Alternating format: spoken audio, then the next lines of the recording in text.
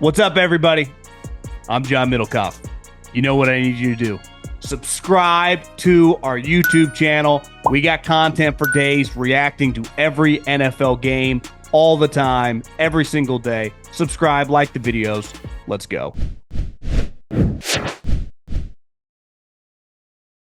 Well, was just banging out a little to-do list here on Monday morning before the Monday night football game and just got the news. Word was spreading like wildfire on the text chains that Nick Bosa is out for the season. And man, I guess it's not surprising when it comes to the 49ers just because they have so many injuries. But given that he left yesterday, not on crutches, in a leg sleeve with his parents, now Kyle Shanahan said after the game that their doctors didn't think it was an ACL based on the on-the-field tests. But Nick kept saying, and he would know he's torn his ACL before, something feels off. This does not feel good. I'm not comfortable, obviously, going back into the game, but something's weird here. So that's always concerning. And then listen, with the 49ers, a guy can finish the game healthy, the next day be out for the season. A guy can have a game-winning touchdown pass, next day you find out his career's over because he has to have a leg amputated. So you just never know, man. But there's no way to sugarcoat this. This team's 3-0, which can't do any better than that. This is absolutely fucking devastating. I mean, it really is. He looked excellent this year. Obviously, last game, I mean, their competition hasn't been great, but against the Saints, I mean, he took over down the stretch. He is just an impact pass rusher, and there aren't that many of those in the NFL. So from a short-term way to look at this, it hurts. And I would say, not that the Niners, they are in first place, but long way to go, and we know how injuries go. This is not something you overcome. You know, I said this when Khalil Mack, when it looked like he might have just ripped his arm and be out for the year. You can patchwork it together for a game, hell, for a couple games, but especially the one in which he gets injured, as the Chargers did a week ago. But you can't sustain his absence for the next 3 or 4 months and into the playoffs. There is no replacing that. And I would say the same thing about Nick Bosa. They were able to figure it out yesterday. Their defensive line made a lot of plays. Michael Williams, their high pick, made some big plays. That the trade for Huff from the Eagles, who Saleh worked with for the Jets, he's been awesome flying around. But it's one thing when he gets to be Robin, right? Or the guy that they're not emphasizing throughout the week to double team, to run away from, to game plan against. And that's what Nick Bosa is. You know, the 49ers have a couple game plan players on defense, and it's Nick Bosa and Fred Warner. And then that enables this year D Winters looks fantastic. He looks like the next Greenlaw. Well, you get to make a lot more plays when you're playing next to a Hall of Famer. And, I mean, Fred is going to be one. I don't think Nick had a long way to go, but he clearly was just a high-end impact player, and it's just devastating news. It's one thing like losing a guy like Kittle when he pulls his hamstring in the first game. He's gone for a month. And, you know, ideally he comes back and he still ends up playing 10, 11, 12 games. But this situation where you just know the guy's gone, and let's face it, big picture, this is a guy that had to have, I think, sports hernia surgery, remember, at Ohio State. So he came to the 49ers, and he was the number 2 overall pick. He couldn't practice till like midway through training camp, if I remember correctly. He tears his knee a couple years into his career, and now he has a second major knee injury. And I'm pretty sure, I just did this immediately when I got the news, I think he had a major injury in high school too. So this is a guy, a lot like Christian McCaffrey. No one's ever questioned, is he in shape? Is he working out hard enough? And sometimes my theory has been a guy that's honestly right now fat and flabby, trying to lose some LBs. I do think there's something to be said about some of these guys that train so hard year round that they're like tightly wound. I mean, I understand careers were shorter in like the 80s and the 90s, but it did not feel like guys were dropping like flies at the same rate when they would show up to training camp to get in shape. Now these guys are so serious, they take a week or 2 off, and their training regimen is just insane. And Christian, like Nick, they're so muscle bound, so tight. Honestly, the way in which he kind of slipped and his legs went apart, I don't want to say it looked like a kind of innocuous play, not a throwaway play, but it did not look like some devastating injury. And I think at this point in time, we have a pretty good idea when you see someone injured, for example, like James Conner, leg shattered. You see guys, rip knees. It's pretty clear. Achilles, Eckler a couple weeks ago. Even Khalil Max, right? His arm gets caught between a guy and the ball carrier, and you're like, did he just rip tendons all over the place? Nick's kind of looked like a random football play, which he kind of slips, gets pushed, legs spread, but nothing too crazy.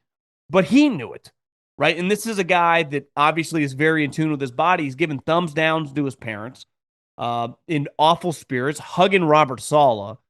This is a guy that is pretty dialed in with the operation that goes, in his ligaments, his joints, and he knew. And it's why Kyle Shanahan was like, listen, we're supposed to have the best doctors in America. I mean, we got Stanford Medical right down the road. Clearly, from the doctors to the training, whatever's going on, no one, and I mean no one, has an injury situation quite like the 49ers. And there are a lot of teams with injury issues, but their doctors are like, yeah, I think he's good. I think he's good. And Bosa, who's not a doctor, not even sure he graduated from college, not that that's saying much, but listen, he's like, no, guys, something's fucked here. You're like, no, you're good, man. No, bro, something's not right here. And he knew. And now you got the 49ers playing Jacksonville this week. Kittle's out for another couple games. You got Ayuk, who knows if he's ever the same coming back from that devastating injury. We'll see on Purdy's status. Mac Jones, who's won them a couple games as a backup quarterback, could barely walk toward the end of the game. Trent got banged up in game one. How long can McCaffrey go having this workload? Thank God for Ricky Pearsall, who looks like everything the Cardinals thought they were getting in Marvin Harrison, just a dog. I mean, a badass. Ricky Pearsall has been fantastic. I saw a stat today, like, I think over 90% of his catches have been first downs. I mean, he is just a big play machine. The ball's in his hands. He's making moves, tracking the ball, contested catches. I think he has 6 or 7 of his catches are contested catches. His ball skills are elite. Thank God for that guy, because I don't know where they would be. Obviously, defensively with Robert Saleh, their defense from a physical standpoint, from a tackling standpoint, but I just think you get to a point in the NFL. It's, I think the NFL, unlike college, where the huge emphasis in college is the Jimmies and the Joes. And then a couple games, if you're Texas, if you're Georgia, Ohio State, the X's and the O's will meet the Jimmies and the Joes because they're going to have equivalent talent. But if you're a top 5, 10 team in the country, the majority of games you play, you're going to have the advantage from a talent standpoint. And honestly, teams like Georgia and Ohio State and Texas and, Oregon, the gap on half of the games is wider than the Grand Canyon. And then the other 6 games, maybe 4 of those, the gap's a little smaller, and 2 of them, you could argue they're equals. Today's show is brought to you by our new presenting sponsor, Hard Rock Bet. Week 3 wraps up with an exciting matchup between the Lions and the Ravens. Listen to these streaks from Hard Rock Bet Stats Hub. You can find all these live odds bet on these streaks in the Hard Rock Bet app. Here's the thing. Jahmyr Gibbs, he's recorded 30-plus receiving yards and a touchdown following a win 5 times in a row. Lamar has rushed for 58-plus yards in 5 consecutive Week 3 games. Here's the thing. I like the Lions this week. I know the Ravens beat them a couple years ago. I know the Ravens dominate NFC teams. I'm going against the trend. So if you haven't tried your first bet on Hard Rock Bet, there's still time for you to get $150 in bonus bets if you win. Just place a $5 bet, and if it hits, you can get not only your winnings, but $150 in extra bonus bets. In the NFL, unless you're the worst team in the league, most of these teams are pretty similar. The gap between the 49ers and the Jags and the Colts and the Rams and the Eagles and the Bills is not that wide. So you can beat anyone on any given week. Scheme matters, but you got to have the right players for the scheme to be impacted. And pass rush is a spot where, I can manipulate corners in coverage, depending if I'm running zone, man. I can isolate them in situations where I'm not asking things they don't have to do. No different than I can ask a slower wide receiver, and I can put him in positions to be successful, not asking him to do certain things, right? It's hard to just manipulate edge rush. You either can beat tackles in a one-on-one situation, especially as the game goes, or you can't. Now you can manipulate pressure, bringing blitzes, i.e., Spagnola, but like he can't. Chris Jones against a guard, and Chris Jones is going to win this rep. Like no one's stopping him, right? And that's something you can't coach. And any good defensive coach would be the first to tell you, like, I can't coach what Myles Garrett brings to the table. I can't coach, Max Crosby's effort or Jalen Carter's, you know, ability to dominate guards and centers, right? I can move him around throughout the game and mess with, the offensive coordinator a little bit, but there are going to be situations on 3rd and 9. Everyone knows you're passing. We're bringing 4. You're sending 4 guys out on routes. Like, can you block this fucking guy or not? And Bosa's one of those guys when he's humming, like, Godspeed. It's him versus the tackle. Maybe you can chip with a running back, but it might not slow him down. And losing him is just, it's huge. I mean, how many captains now? I'm talking true captains. Like the 49ers have 4 or 5 guys that are the heartbeat of the team. Purdy, Kittle, McCaffrey, Fred Warner, Trent Williams, and Nick Bosa. You could argue Lenore. I don't think he's on those guys' level. And he's going to have to be because now defensively, a lot's going to fall on him to help rise the group. I mean, they have young players on the defensive line. They drafted really high in the Georgia guy and the Texas guy that Robert Saleh's big on, as he should be. They're both, blue chip body types, but Nick is a blue chip pass rusher. And, he's been up and down the last couple of years of like at what level is he playing? Like he looked like he was headed toward an all pro type impact season.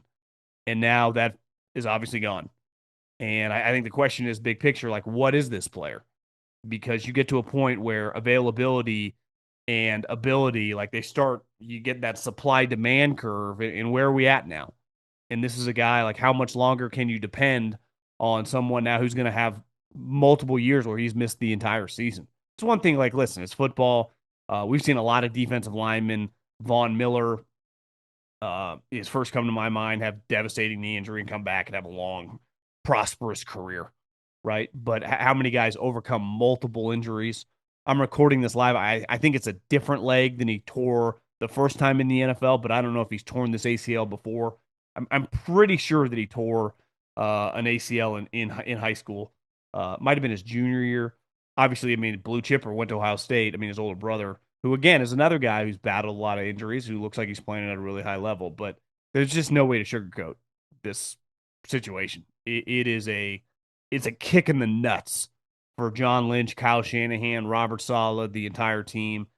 But at the same time, it's kind of par for the course. Like this has been happening over and over and over. Now, this is the worst version, right? You get Kittle with a hammy. I mean, last year the season was heading in the wrong direction, but Ayuk has the devastating knee injury. Uh, you just see these situations. Last year, Hufanga had injuries. Obviously, Greenlaw came back and then got injured. It's like they just can't find guys that can stay healthy.